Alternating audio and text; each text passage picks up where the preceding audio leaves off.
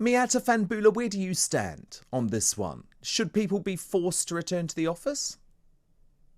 Well, no, I don't think they should be forced to return to the office. I think in the end, different employers will have to work and negotiate with their employees to think about what's the best course of action.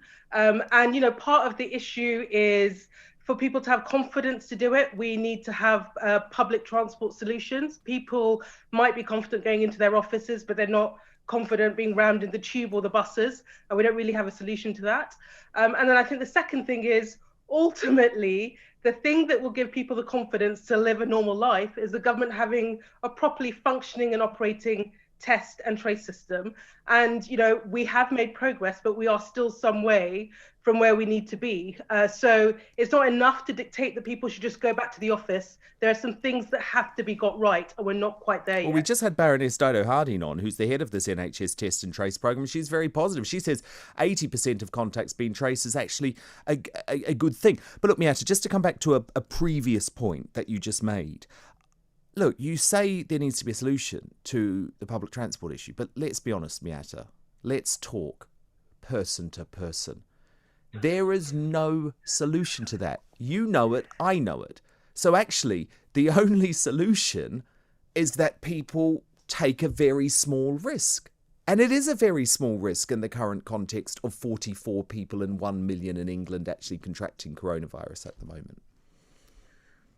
Well, the government tells us that we need to social distance. The government tells us that we need to be social distancing in public areas, including on transport. If you are requiring people to be rammed into tubes, trains, or buses, it does not adhere with that. And a lot of people are opting to drive cars to work. So our roads are now rammed, which has implications for both air pollution and climate change. Oh, no, that's fine, Miatta, honestly. A few extra roads well, on the... let's go from one few place extra to another, cars on the road aren't going to harm anyone, honestly. But the key point is, we have to find a long-term solution to this, and part of it we're going to have to reconcile ourselves with the fact that not everyone is going back to the office for 5 days a week. People like working at home. There's going to be a balance. I think for a lot of employees and also employers, you're probably moving to a model where you expect people to be in the office 2-3 days and at home the other days, and the economy will have to adapt to that. I think the scaremongering needs to stop now. I was actually so disgusted, Miatta, this week with Nicola Sturgeon talking about the way the rates of people in intensive care were really increasing in Scotland. The numbers don't bear that out. And what are you doing terrifying an already terrified population? I think now she is bathing in scare tactics. She loves it because she knows her popularity increases the more terrified folk are. And I think it's irresponsible, Miatta. Am I wrong? I think you're probably wrong. And the reason I say that is, if you take someone like Jacinda, she has been hugely successful. Oh, you're on first name basis with her now, aren't you, Miatta? Oh, just my mate Jacinda. But she's been really successful because I think she's taken the pandemic seriously. She's acted decisively, and she has combined both pragmatism and caution.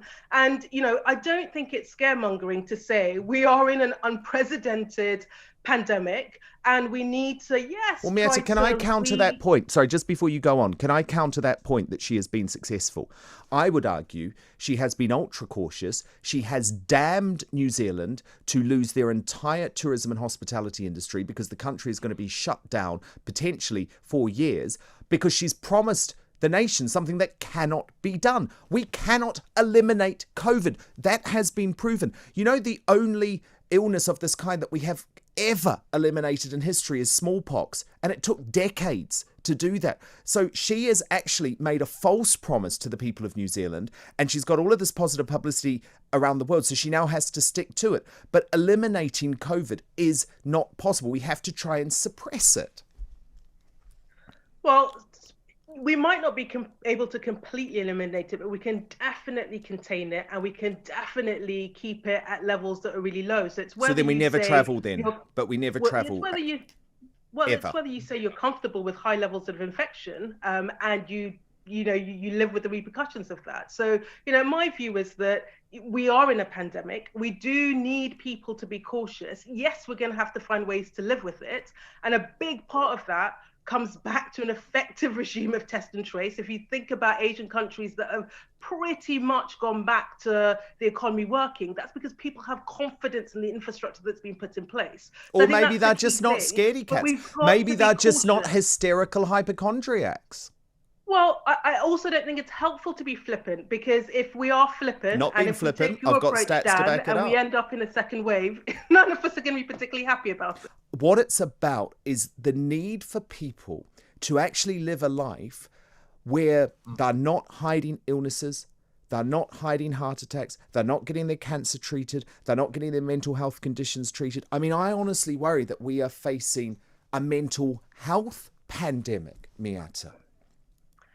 Look, and I think you're right. You know, the downsides are absolutely clear, whether that's to mental health, whether that's to people not presenting in hospital, whether that's, you know, to the economic impact of all of that. You know, and I have a lot of sympathy with all of that.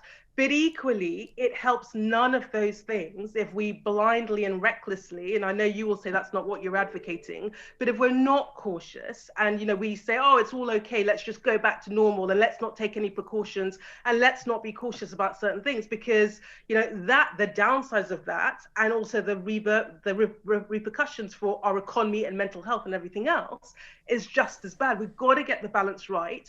Yes, we need to normalize certain things, but equally, we've got to do that in a way that is cautious of the fact that we are in a global pandemic, and therefore there are certain things that must be put in place, and there are going to be restrictions that we need to just come to terms with and live with, certainly for the next couple of years.